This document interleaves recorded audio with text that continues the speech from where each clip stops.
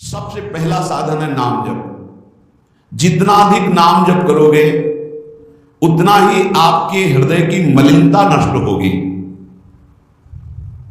जो निर्मल सिद्ध संत हैं वो भी निरंतर नाम जप करते रहते हैं।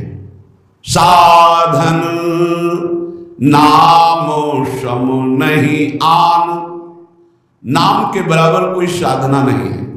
नाम में मन नहीं लगता, ना लगे आप जपते रहिए, फिर इसका प्रभाव देख लीजिए। मन तो ऐसे फंस जाएगा जैसे चींटा गीले गुड़ में फंस जाता है, उसकी टांगें फंस गई, अब वो निकल नहीं सकता। ऐसे नाम मन को फंसा लेता है। आप जपिए तो भागने दो इसको, कितना भागेगा, जाएगा कहां है। हमारे सिवा इसका कोई आधार नहीं है। जैसे समुद्र में जल जहाज का पंछी कितनी भी उड़ान भरे उसे आना जहाज में ही पड़ेगा, क्योंकि उसके लिए कोई आश्रय नहीं। ऐसे ही हमारा मन कितनी भी उड़ान भरे उसको आना हमारे ही पास पड़ेगा, क्योंकि हम ही उसके आश्रय हैं। हमारी बिना स्वीकृति के वो कुछ नहीं कर सकता। इसलिए जो लोग ये डर रहे हैं कि नाम जप करते समय मन भागता है, क्या करूं, बिल्कुल डरने की जरूरत नहीं। बहुत धैर्यपूर्वक जहां जहां जाए वहां से हटा के नाम में लगाओ, या जहां जहां जाए वहां प्रभु को देखो। अगर ऐसा भी नहीं हो रहा तो छोड़ दो, नाम पर ध्यान दो। राधा राधा राधा, ये जाएगा कहां, भाग के इसे आना पड़ेगा। जपत शिव सनकादि शारद नारदादि सुजान, साधन नाम सम नहीं आन। भगवान शंकर को क्या चाहिए? समस्त बोध, शास्त्रों का, स्वरूप का, सिद्धियों का, इन्हीं के चरणों की आराधना से होता है। देवाधिदेव महादेव की आराधना से वो भी हरि नाम जपते हैं, वो भी भगवान नाम जप करते हैं। सनकादि को क्या है, तो परम सिद्ध है, पर हरि शरणम हरि शरणम हरि शरणम। सरस्वती जी तो सबको बुद्धि प्रदान करती है, पर ये भी नाम जप करती है। नारद जी का तो प्रसिद्ध है नारायण नारायण नारायण। ये सब सुजान ईश्वर कोटि के महापुरुष निरंतर नाम जप करते रहते हैं। इसलिए नाम से बढ़कर कोई साधना नहीं है। नाम के बल मिटत भीषण अशुभ भाग्य विधान। अशुभ भाग्य विधान जो हमें नाना प्रकार के दुख विपत्तियां संकट देते हैं, जो खूब नाम जप करता है उसके ऊपर किसी का प्रभाव नहीं पड़ता। विपत्तियां, अशुभ विनायक, भूत प्रेत पिशाच यक्ष राक्षस, किसी की ताकत नहीं। कुछ लोग कहते हैं कि आप कहते हैं कि प्रेत सताता नहीं है, तो क्या प्रेत योनि नहीं है? क्या है, योनियां हैं, पर ये उनके लिए है जिनका कर्म भोग उपस्थित हो गया है। जैसे सृष्टि में सांप है, पर सबको काट लेगा क्या? उसी को काटेगा जिसका संस्कार है, कर्म भोग है। ऐसे ही हर योनियां हैं। कोई हमें कष्ट तभी देगा जब हमारा प्रारब्ध कर्म आ जाएगा भोगने के लिए। उसको सहन करने की सामर्थ्य, मिटाने की सामर्थ्य भगवान नाम में है। विश्वास कीजिए, राधा वल्लभ भजत भज भली भली सब होए, जीते विनायक शुभ शुभ विघ्न करे नहीं कोई। विघ्न करे नहीं कोई, डरे कलिकाल कष्ट भय, हरे सकल संताप हर्ष हरि नाम जपत जय। जिसके मुख में नाम चलता रहता है, जो अशुभ प्रारब्ध है वो भी बहुत क्षीण होकर प्राप्त होता है। जैसे हमने कई बार सत्संग में सुनाया कि काशी में एक बहुत नाम जापक युगल उपासक रहते थे। पूज्य श्री मथुरादास जी के श्रीमुख से सुना। वो कभी विश्वनाथ जी के दर्शन करने नहीं जाते थे, समय ही नहीं था। जो उपासक एकांतिक भजनानंदी है उसको समय नहीं होता अपने ठाकुर सेवा, अपनी दिनचर्या, तो उनको कभी ऐसा महसूस भी नहीं होता कि हम प्रभु से अलग है, क्योंकि प्रभु के नाम रूप लीला धाम में हर समय चित्त जुड़ा रहता है। तो काशी विश्वनाथ जी की जो सेवा के प्रधान थे वो बहुत बड़े ज्योतिषाचार्य थे। उनके मन में एक जलन हुई कि ये काशी में रहकर विश्वेश्वर विश्वनाथ के दर्शन करने नहीं आते और बड़े वैष्णव हैं, भगत हैं।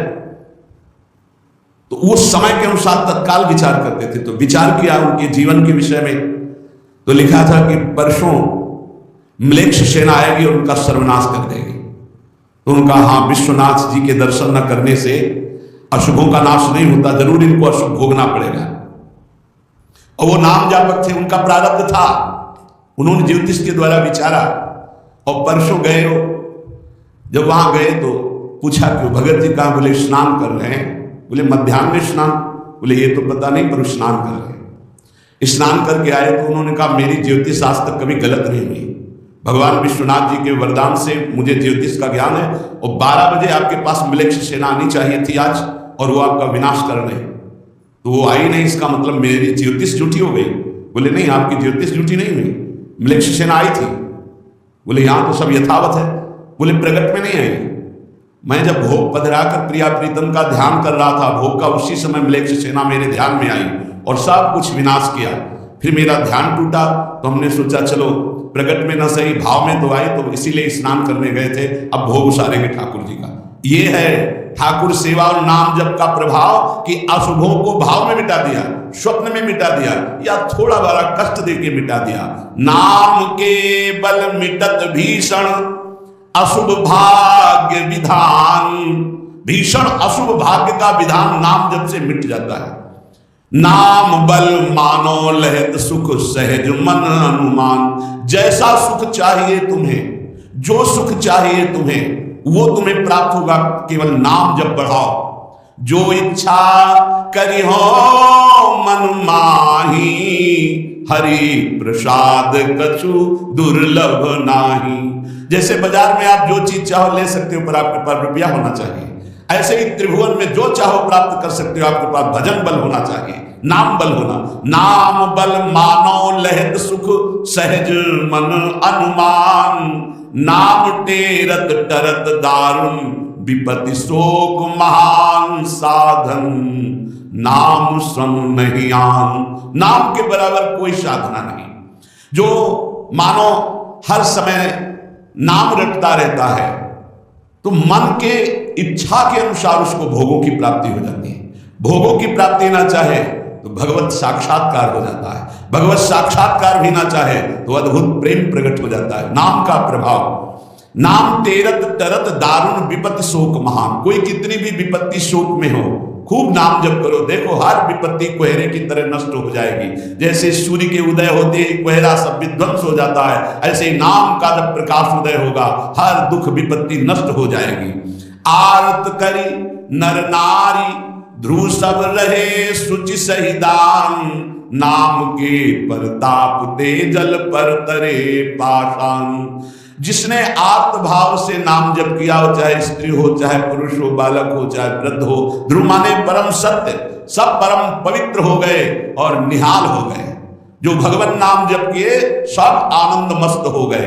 अरे नाम ले ले करके जब नल्ली ऐसे पत्थर रखते थे तो वो डूबे नहीं, नाम का नाम मुख से लेकर के रखते थे। ऐसा कोई ना समझे कि पाषाण पे नाम लिख करके रखते, नाम उच्चारण करके जय श्री राम और पत्थर रख दिया तो तरा नहीं, क्योंकि मुनि का आशीर्वाद और नाम का प्रताप। नाम बल सागर उलांघ्यु सहज ही हनुमान। हनुमान जी महाराज भगवान के चरणों का चिंतन करते हुए जय श्री राम पूरे समुद्र को लांघ गए। ये समुद्र से भी बढ़कर भव समुद्र है। अगर ठीक से नाम जप करो तो लांघना ही नहीं पड़ेगा, सूख जाएगा। नाम लेत भव सिंधु सुखाही, करहु विचार सुजन मन माही। नाम जितना जपोगे तो उसका प्रभाव होगा कि भव समुद्र सूख जाएगा, संसार से पार होना ही नहीं पड़ेगा, संपूर्ण संसार भगवत स्वरूप है ऐसा अनुभव में आ जाएगा। नाम बल संभव सकल जे कछु असंभव जान। नाम देखो, बस मन लगाने की बात है, एक बात मान जाओ, कुछ भी असंभव नहीं है, कुछ भी असंभव नहीं। नाम से सब कुछ प्राप्त हो जाएगा, सब कुछ। नाम का अपार प्रताप। 18-20 साल से किडनी फेल है, चल रहे हैं, जीवन चल रहा है, जो दिनचर्या चाहिए वो दिनचर्या चल रही। असंभव, ये असंभव जो संभव शब्द में बदलता है वो नाम से केवल बदलता है। सच्ची मानिए, नाम बल संभव सकल जे कछु असंभव जान। जो असंभव लगता है कि ऐसा नहीं हो सकता, वो साफ संभव नाम बल से। अभी कैसे तुम्हें एक एक पल की घटना बताएं, जिस समय जो सेवा है उसी समय एक अपार बल आता है, वो सेवा करवा के चला जाता है। धन्य ते नर रहत जिनके नाम रट की बान, पाप पुण्य प्रजारि वेहित प्रबल पावक खान। होत छिन महाछार निकसत नाम जान अजान। नाम की महिमा अमित को सके करी गुणगान। राम ते बड़ नाम जेहि बल बिकत श्री भगवान।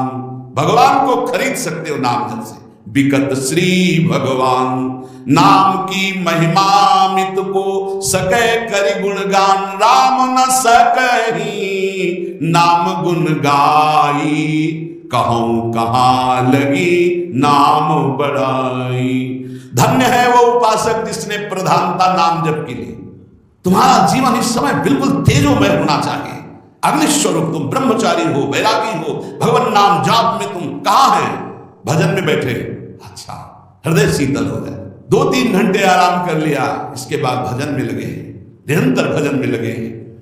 धन्य उनके आगे लगे, धन्य ते नर रहत जिनके नाम रट की बांग। आदत पड़ गई है नाम जपने का, नाम कमाने का एक स्वभाव बन गया है। अधिक से अधिक जप करके नाम जप करना, उनके पाप और पुण्य दोनों नष्ट हो जाते हैं। क्योंकि पुण्य भी बंधन है, शुभ अशुभ दोनों बंधन है, दोनों को नाश कर देता है नाम रूपी अग्नि, और भगवत साक्षात्कार करा देता है। जो उपासक इस रहस्य को समझ गया वो इस कलिकाल में बहुत जल्दी भाव की प्राप्ति कर लेता है। कल केवल मल मूल मलीना।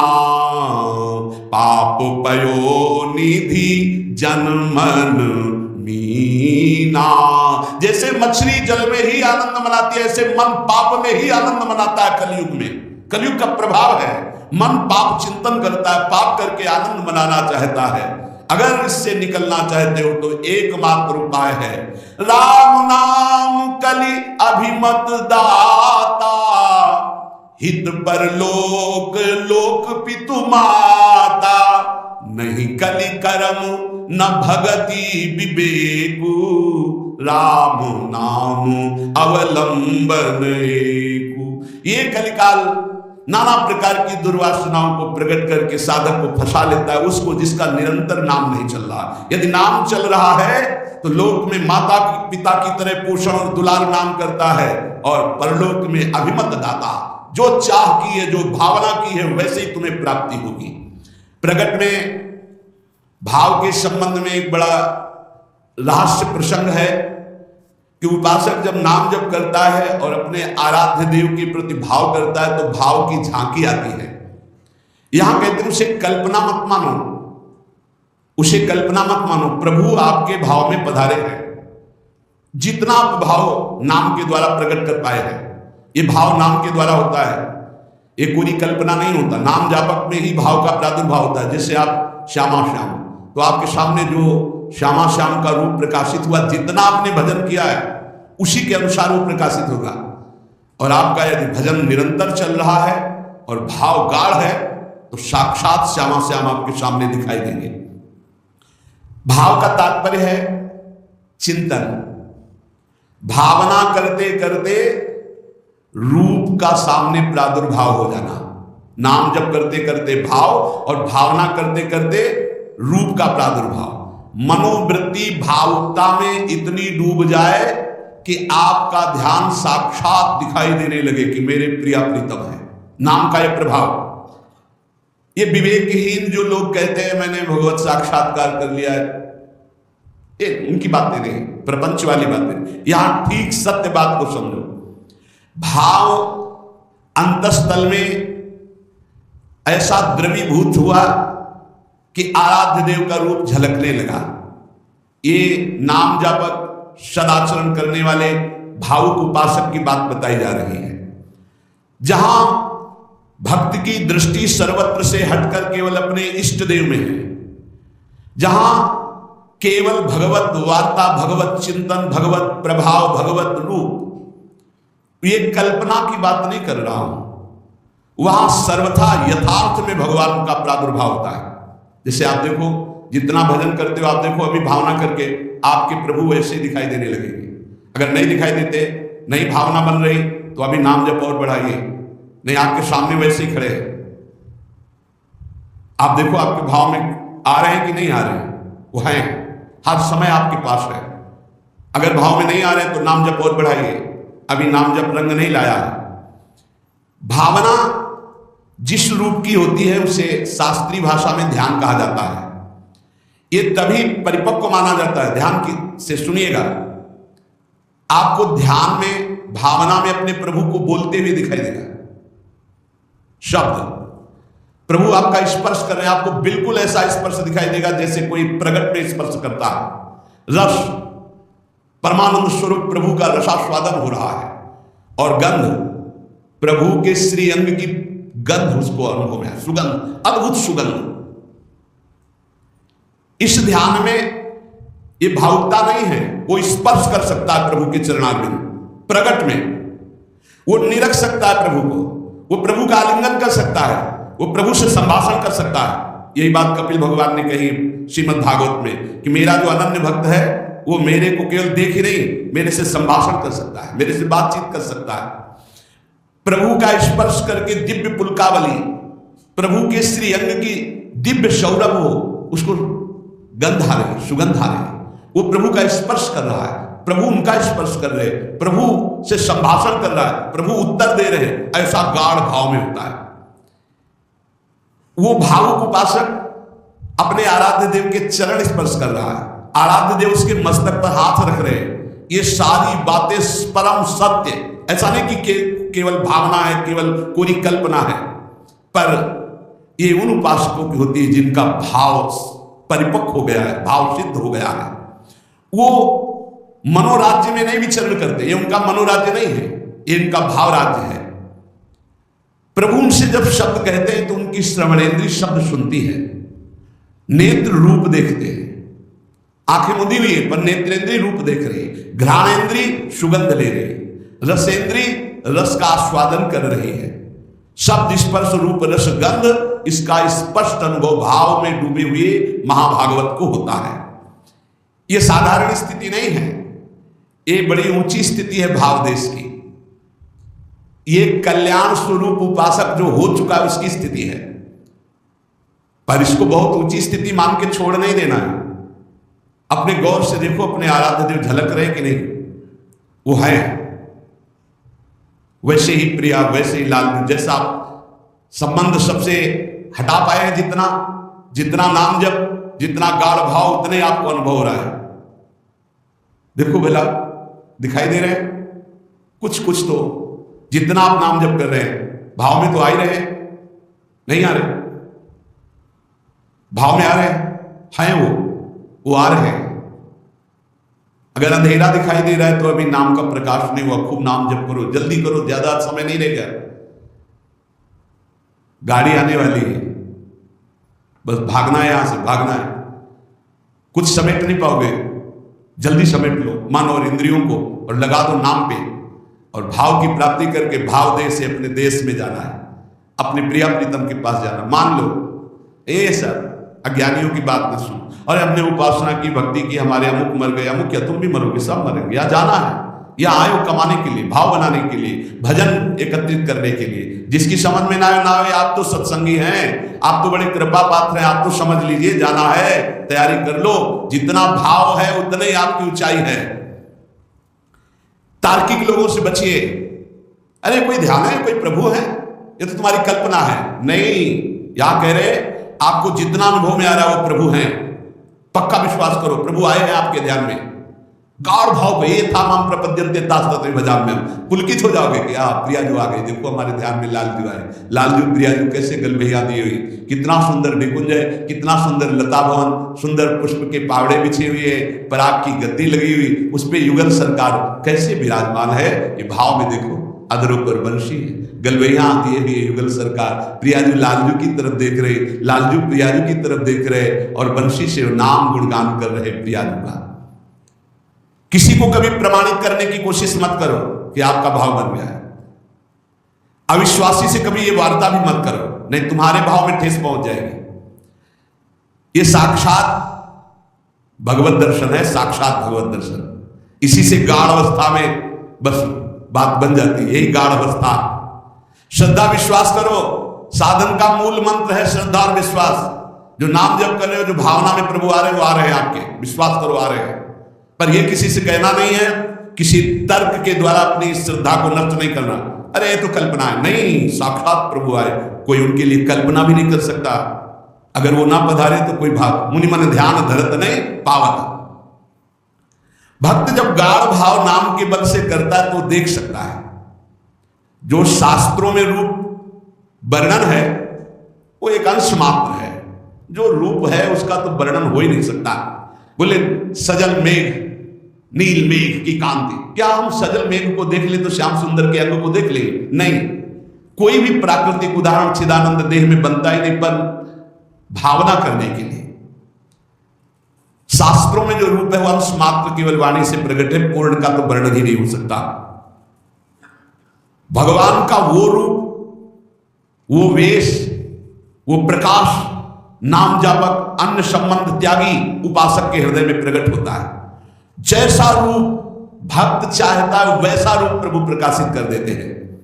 भक्त की जैसी इच्छा होती है, जितनी सामर्थ्य होती है, उतना ही भगवान अपना रूप प्रकाशित करते हैं और धीरे धीरे उसको दिव्य लीलाओं का रसास्वादन कराने लगते हैं।